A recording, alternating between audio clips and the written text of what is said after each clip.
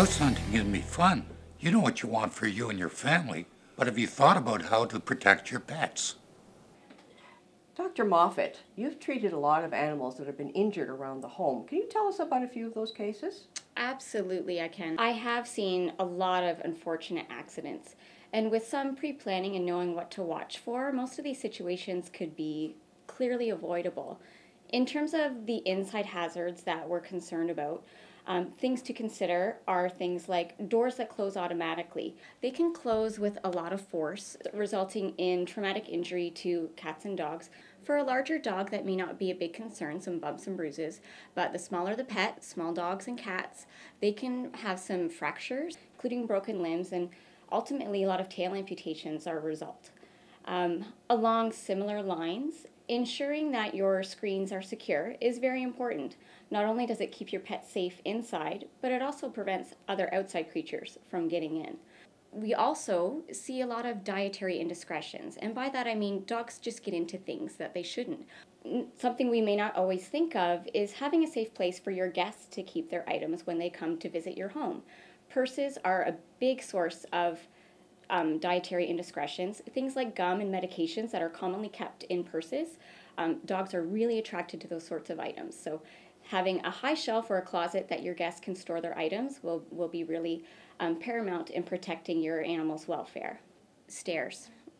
All pets, as they age, will develop arthritis and lose some muscle mass. So stairs will always pose a threat just in terms of mobility and can result in falls. Dr. Moffatt, we had a friend who was a basset hound who persisted in digging up rocks and swallowing them from the backyard. Can you tell us about any other hazards there are in our yards and gardens? Oh, garden hazards, those are so numerous. All plants, regardless of what they are, will cause some gastric upset in cats and dogs.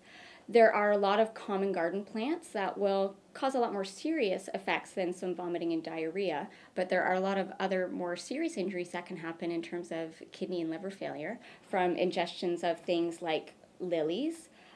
That's a pretty common knowledge plant that are toxic to cats, but some that you may not be aware of are things like tomato plants, aloe vera, begonias, azaleas.